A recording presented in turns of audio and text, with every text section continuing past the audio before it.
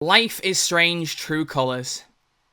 Wow. So I want to make this video because I've really enjoyed doing these kind of sit back review, talking about a game kind of things that are a bit more low key and, you know, for one thing, take less editing, I'll be honest with you. I did one of them for Mass Effect Legendary Edition, and I think I might start doing these going forward for any games that come out because I really like doing this and just talking about my thoughts on the game. But Life is Strange, True Colors is definitely my most anticipated game of the year. Life is Strange is my favorite game franchise of all time. The first Life is Strange game is my favorite game of all time.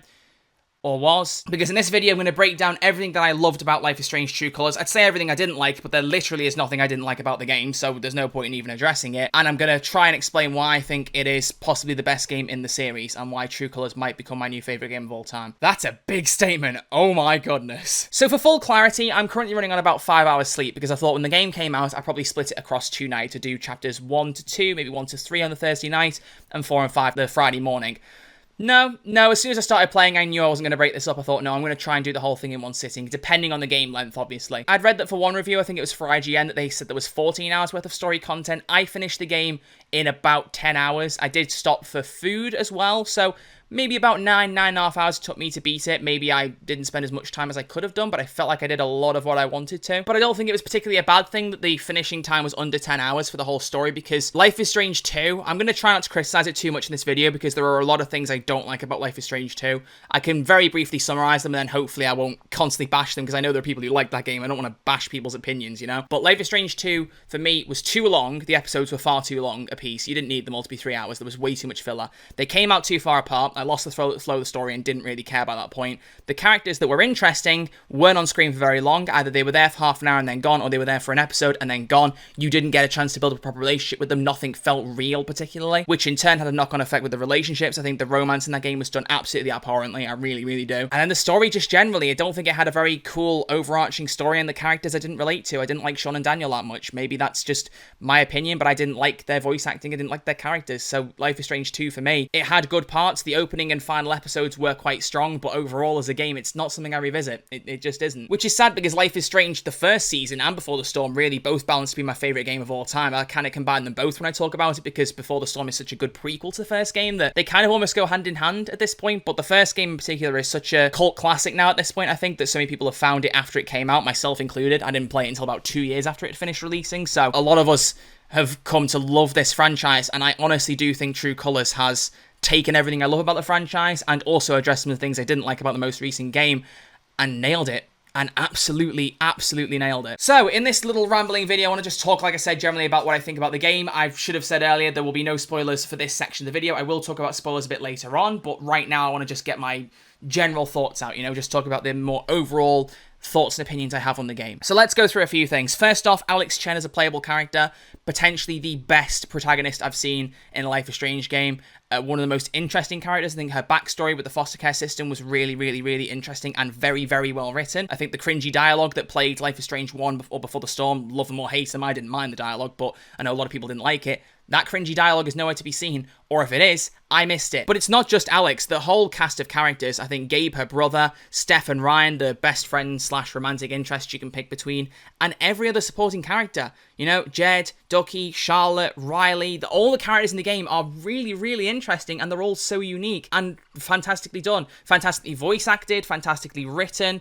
Just very interesting characters that you want to get to know and you want to explore and find out more about the people. And the town of Haven Springs is definitely the best setting of a Life is Strange game. I love Arcadia Bay, the whole Blackwell Academy, high school, teen drama, Twin Peaks vibe. That's part of the reason I've loved it so much for all these years. But that whole town is beautifully rendered. It looks absolutely gorgeous. The Life is Strange Twitter account came out and said that the game was locked at 30 FPS to make it feel more cinematic and not impact performance. I didn't even realize it was locked at 30 FPS. Honestly, there were several points where I thought it was at 60. So if frame rate's your kind of bag and you like to pick on that stuff, then you might not be happy that it's at 30. But genuinely, from someone who tends to pick up on this stuff, I didn't notice it was 30 FPS. I thought it was 60. It seemed quite smooth to me at times. But just the whole town itself was beautifully sculpted.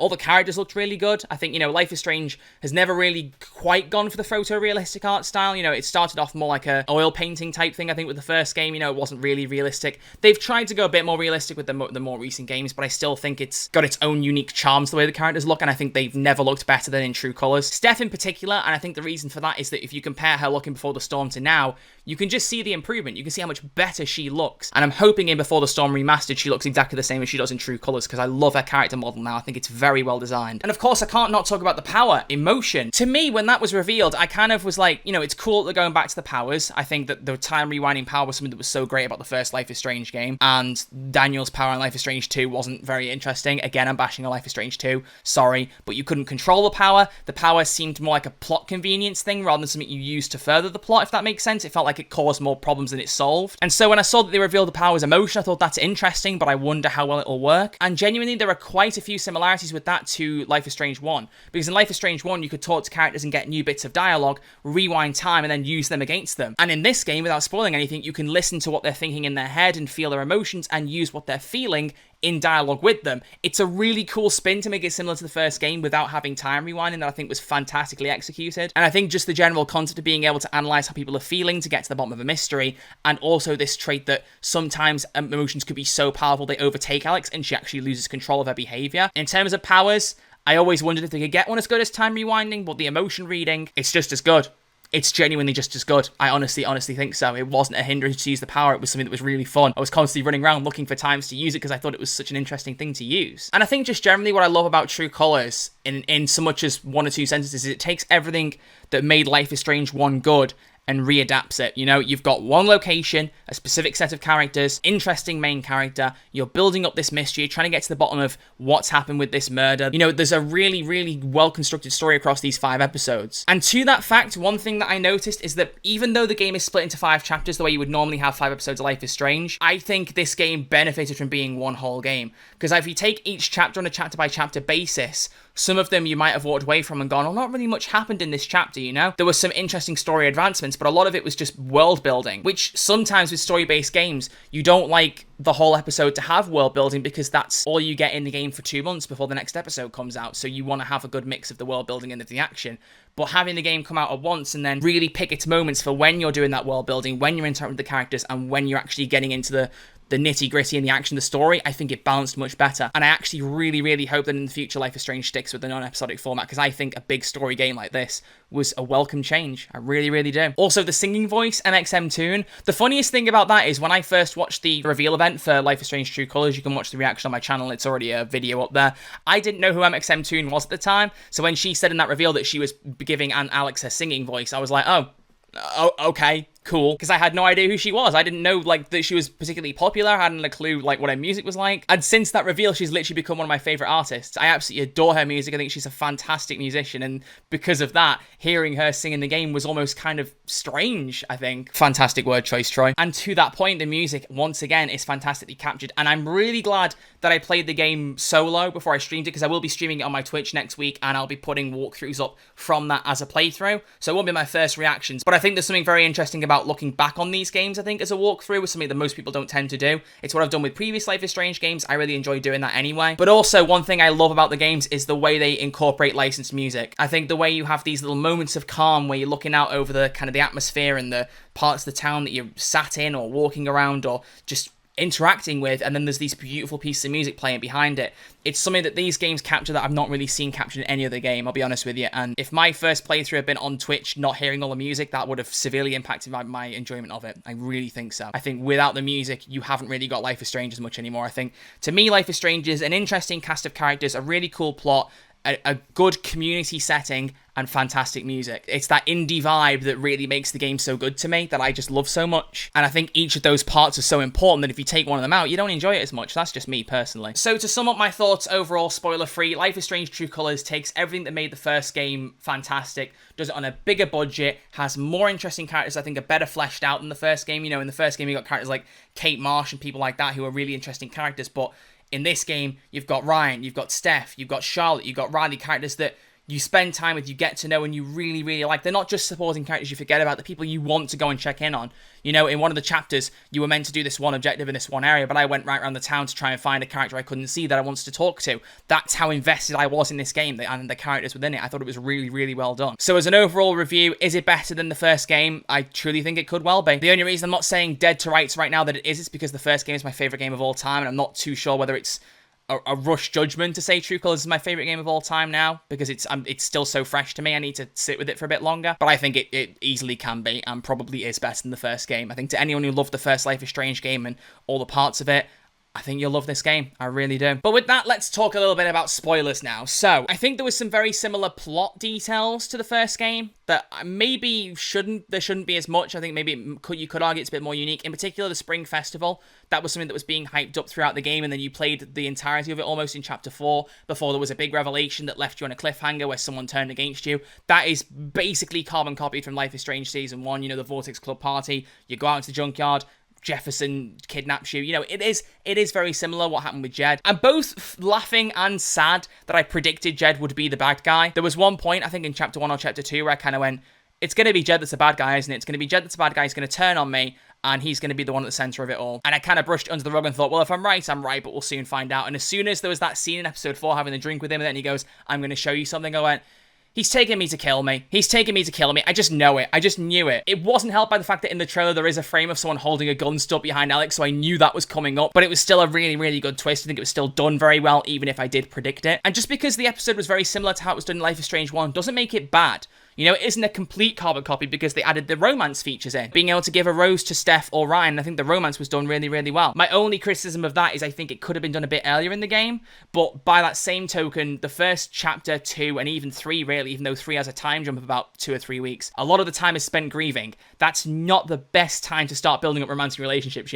So while I kind of wish it happened earlier in the game, I get why it didn't, and I'm glad that it didn't. I just really like these romantic relationships, and I think they're the strongest in this game, probably overall, because I really liked Chloe and Rachel's kind of romantic moments in the neighborhood in Episode 2 before the storm, but after that, there wasn't really a great deal, it kind of got swept under the rug, whereas this, it's in Episode 4, they're talking about it, and in Episode 5, it actually plays into how the game ends, which it didn't in Before the Storm, because that's a prequel, and you can't really play into it as easily, because it's a prequel, and you know what's going to happen afterwards, especially with Rachel, and it was built up well. There were a couple of moments in Episode 3 with the whole LARP thing, which, by the way, that was a complete surprise, the whole of the third episode almost was all that role-playing thing, which shouldn't have worked, but really did. Genuinely, that fit the game much better than I thought it was going to, and I really thoroughly enjoyed that.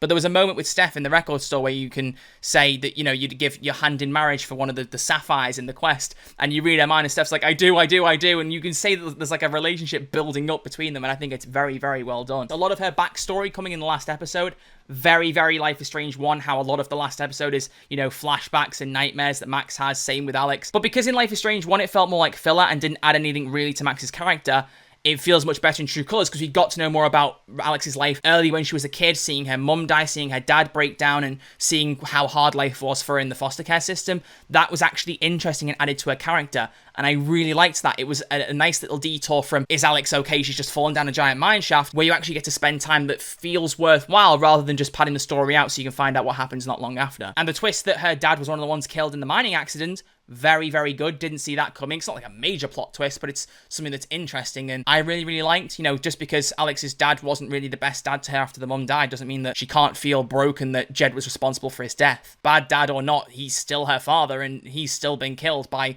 someone who could have done better and should have done better. And I can't not talk about that bar scene at the end, at least a little bit, because just her walking in covered in blood and Jed and everyone else looking shocked and stunned, Jed didn't manage to kill her when he thought he had. It kind of reminded me a bit of The Wolf Among Us, where there was just this final scene with the confrontation between two characters and everyone else deciding where they stood in the meantime, and I think it was done so perfectly, especially the speech from Alex at the end. Erica's performance was amazing, just that one-on-one with Jed truly, truly blew me away. The only thing that kind of surprised me was how easy it was for Alex to get out of the mine. It seemed like that was just kind of brushed over, that she was just at the bottom of it, bleeding and injured, and all of a sudden she was out of it a minute later. I would have liked a bit more explanation as to how she got out of there, but, it's by the by. And the ending, in particular, a happy ending for a Life is Strange game where there isn't at least some sad thing. Life is Strange 1, either Chloe dies or an entire town dies. Before the Storm, Rachel ends up dying. It's not a happily ever after, and usually her family can be torn up as well. Life is Strange 2, the boys are still separated from everyone else. Either Sean ends up in prison or they're both outcast in another country because they can't go back to America. There's never really been a happy ending for a Life is Strange game before, and there was in True Colors, and not before time. That section on the roof with Alex talking to Gabe's ghost and trying to plan out whether she stays in Haven or goes traveling is absolutely beautifully done and genuinely made me cry. Even though there wasn't a sad ending, it still made me cry. The game made me cry at several points. I cried at Gabe's death and his wake, despite knowing 6 months ago that was going to happen, and at the time saying that it might have been a big spoiler, and it kind of was, because that was right at the end of the first chapter. There was a good bit of time with him, so I wish they hadn't revealed that, and I think if they'd done the game episodically, they wouldn't have. I think if they were just trying to show off episode 1, they wouldn't have spoiled that Gabe died. But because they were showing off the whole game, that's earlier in the story, so it makes more sense. But just this whole vision of Gabe building up what happens if Alex stays in Haven Springs with Steph, I was almost sad we didn't get a proper vision for what happens if you leave, but I like how it was done. You know, he described how it would be if you lived in Haven Springs and then said, on the road, I can't tell you what will happen there because it's an adventure and you've got to live it. And at the end, I chose to go on that adventure, and I think it was, you know, there wasn't as much to that ending, and I am going to replay it and see what the Haven Springs ending is like. I don't think there'll be much more because we pretty much saw it play out in that vision, but it was beautifully done. I think it was really nice to have an interesting character, a great supporting set of characters, a great town to live in, and a happy ending. A genuinely happy ending in a Life is Strange game is not something I thought we'd get, but was fantastically done. Truly, truly was. The only thing that might harm that a little bit is the choices. I don't think the choices in the game made much of a difference in the long run. I think really most of the choices play down to the council meeting in episode 5, you know, who stands up for you and who doesn't stand up for you in the meeting versus Jed. And of course in the long run it doesn't matter because Jed's going to come clean anyway and the game's got to end. So, you know, it's like any other Life is Strange game. You know, the choices don't really make much of a difference. It's more of a time-based, like, you know, very short-term thing. And at this point I'm past it. I don't care anymore. I still feel like I can't decide between the choices. It still tears me up trying to decide which one to pick. And even though the consequences aren't that heavy, it doesn't bother me, you know? As long as the game ends well and the story's fantastic and I'm invested with the characters, that's enough for me. And boy, was I invested in all those fronts. I really, really was. I think they're going to struggle to get another game now with Life is Strange where a town feels as beautiful and as encompassing and kind of welcoming as Haven Springs felt, because it was a very, very, very good game. And the more I think about it, the more it makes me happy.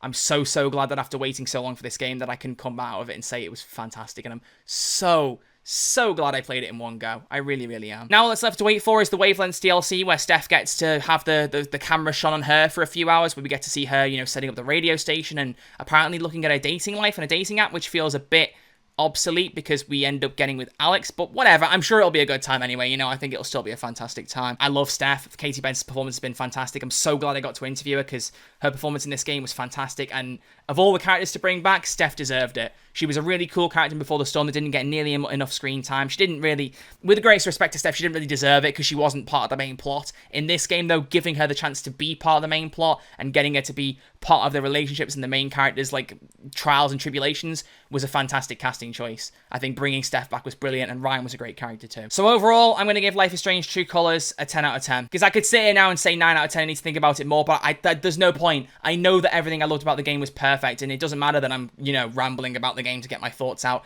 It was perfect. It makes up so much for everything that I didn't like about Life is Strange 2. It improves on what I thought was so good about Life is Strange 1, which I didn't think was possible. So I can come away with it just feeling very, very, very satisfied. Truly satisfied. So thank you all very much for watching. I do greatly appreciate it. If you have enjoyed this breakdown of Life is Strange True Colors, please give it a thumbs up. I would greatly appreciate it. And like I've said, I will be doing a walkthrough on my Twitch page. It's twitch.tv/RedArcherLive, playing through the game and letting the chat help influence the decisions. I might let them actually just decide outright, or I might just use them as influences, because there is a new plugin that lets the chat decide how the choices go. Interested to try that out and see how that goes. But either way, I'm going to leave it there. Thank you all very much for watching. If you have enjoyed, give it a thumbs up. If you're new around here, feel free to subscribe. It's quick, it's free. I'll always love you for doing so. And I will see you all very soon with a brand new video. So thank you all very, very much for watching. It truly does mean the world to me. And I'll see you all soon. Take care, guys.